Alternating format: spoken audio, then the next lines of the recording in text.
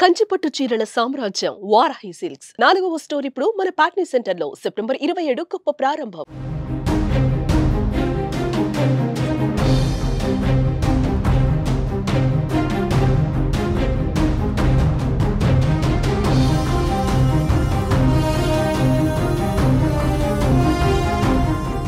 Andhra Pradesh deputy CM Pawan Kalyan గత 4 రోజుల నుంచి తీవ్ర జ్వరంతో బాధపడుతున్నారు.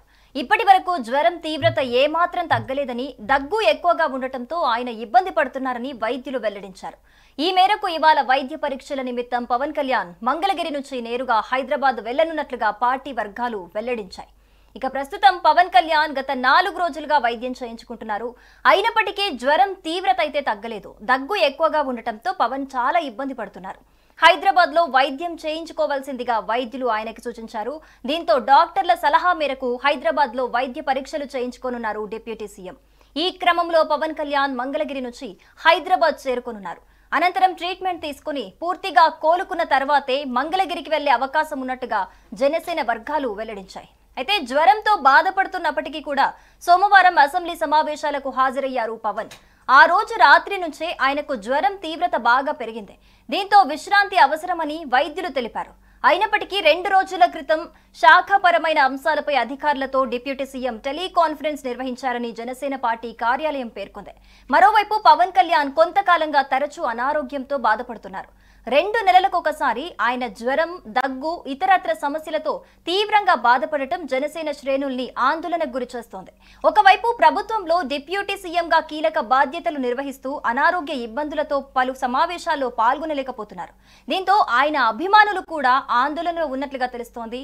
పవన్ కళ్యాణ్ త్వరగా కోలుకొని ప్రభుత్వ విధానపరమైన నిర్ణయాల్లో భాగస్వామ్యం వహించాలని ఆయన అభిమానులు కోరుకుంటూ ఉన్నారు. ఇక పవన్ త్వరగా కోలుకోవాలని CM Chandrababu social media platform X వేదికగా ట్వీట్ చేశారు. అనారోగ్యం బారిన పడిన ఉప ముఖ్యమంత్రి పవన్ కళ్యాణ్ త్వరగా కోలుకోవాలని ప్రార్థిస్తున్నానని ఆయన అన్నారు. ఆయన ఆంధ్రప్రదేశ్ ప్రజలకు సేవ చేయడానికి, విస్తృతంగా ప్రశంసలు అందుకుంటున్న ఓజీ మూవీ విజయాన్ని ఆస్వాదించడానికి మెరుగైన ఆరోగ్యంతో తిరిగి రావాలని ఆశిస్తున్నా అంటూ ట్వీట్ చేశారు చంద్రబాబు. మరోవైపు పవన్ కళ్యాణ్ త్వరగా శక్తిని పుంజుకొని పూర్తి ఆరోగ్యవంతులు కావాలని మనస్ఫూర్తిగా కోరుకుంటున్నట్లు మంత్రి నారా లోకేష్ పేర్కొన్నారు. ఆంధ్రప్రదేశ్కు మీ సేవలను కొనసాగిస్తూ మాకు స్ఫూర్తినివ్వాలి. అలాగే మీ అభిమానులు, శ్రేయోభిలాషులతో కలిసి ఓజీ సినిమా అద్భుత విజయాన్ని మీరు జరుపుకోవాలని లోకేష్ తన ట్వీట్లో పేర్కొన్నట్టుగా తెలుస్తోంది.